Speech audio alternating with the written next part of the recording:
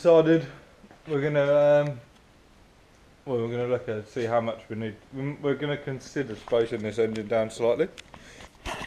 We'll show you why in a second. But we're gonna get this bonnet down, stick it back on, and just gonna get this down now. So, oh, that was minging. Oh, you tramp! What have you been doing to that? Rob wants to spend his afternoons polishing up a turd. I'm going to take it home and do it at home. Yeah, obviously. I'm not getting involved with that. Right.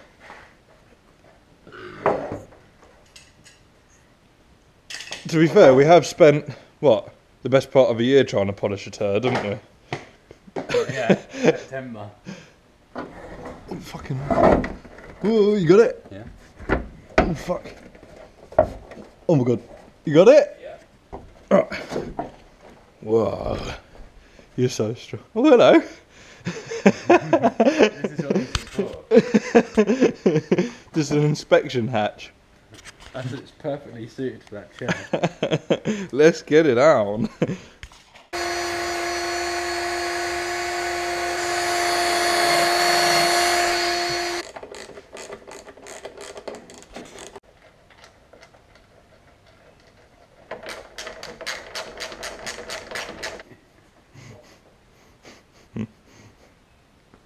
Oh no! It's hitting our thing. Oh no. It's not even nearly down.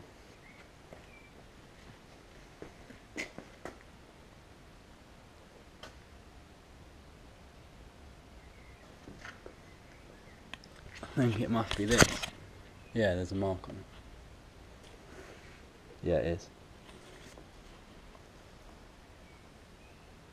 Quite close at the back. I think we're going to have to space it up at the back slightly. Yeah, we can raise the bonnet. Yeah. Though. It looks fucking chavvy. Yeah, it looks shit, but it doesn't look chavvy when your engine don't fit. It just looks chavvy when you've got a Ford KA. looks chavvy when you've got a fucking huge hole in your bonnet for your engine. That aids cooling, doesn't it? That's always been there. Speed dent. That's always been there. I've forgotten what it looks like. So, we've finished. Completely, I think. Ready to drive now, isn't it? Ready to go. No, I'm only joking, but we have put the panels back on. So as you can see, it's about, well, this wing here is really pink. This is like a faded red. This is Halford's Milano red.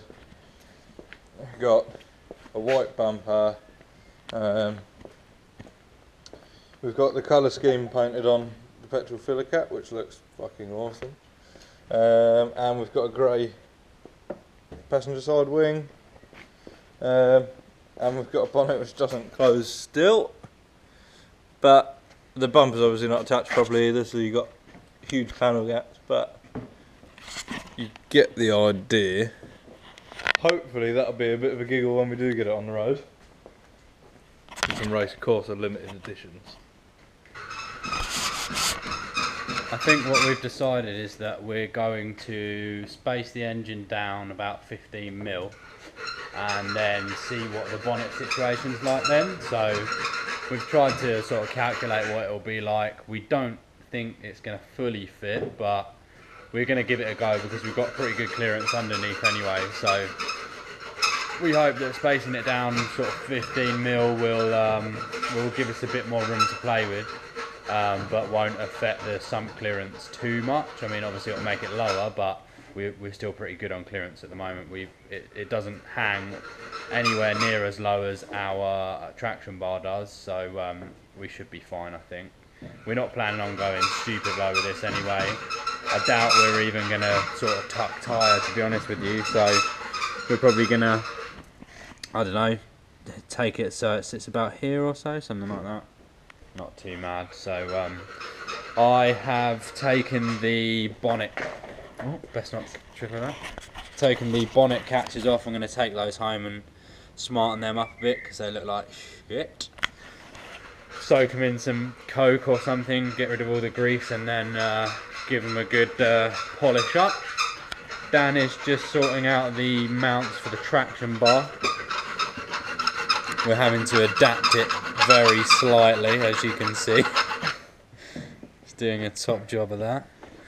We've got to elongate this hole because essentially the chassis legs on the VTEC models are slightly different to ours, so yeah, we've got to elongate these holes very slightly. Got a bolt stuck in there. So this is the difference between the two, which is quite a lot now actually. So that might even do the trick. Hopefully. But we'll see about that. I'm just going to start doing these earths properly at the moment now as well. So we've got this one here at the moment, which obviously looks crap. And we've got one this side as well, which runs all the way under the engine bay, which isn't very safe. So I'm going to sort that out at the moment too. So onto my head you will go.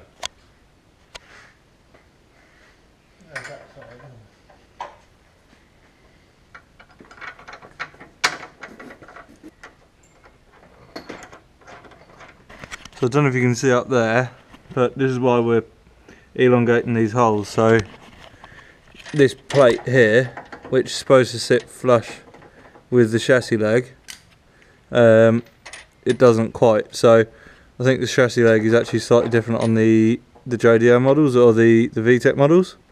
So we've elongated that as much as possible. It's still not quite sitting flush, so I think I'm just going to do that a little bit more, and we'll see where we get to. I managed to get that grinded down just a little bit more, so I'll show you that's on in position now. So it sits much better with that. Obviously, right in the corner there it looks like it's not quite flush, but it's because the chassis leg turns, so that's in there a lot better. And I'll show you the other side. It's also done. That means that we can now tighten up these on the traction bar. These arms here are adjustable, so we can sort of do them now so they're a bit tight, which, so put a bit of tension on that, and then we can lock those off into position properly. Rob is just drilling out the bolt. I know we said that, well, he said we'd done this weeks and weeks ago, so he's just trying to drill this out of the boot now. We picked up a new bolt from the breakage yard when we were there, so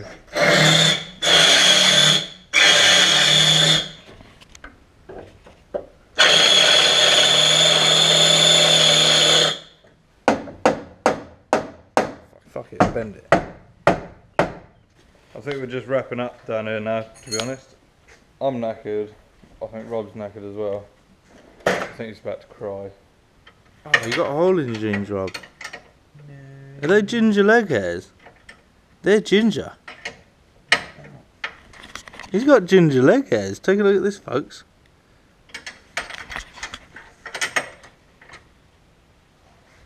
Put your tongue out, you'll do it a lot tighter if you do.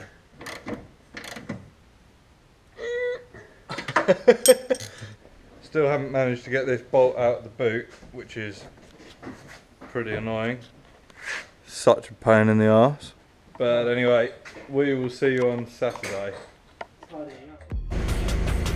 2 new sensors and, well, not even a sensor, but 1 new sensor, 1 new valve.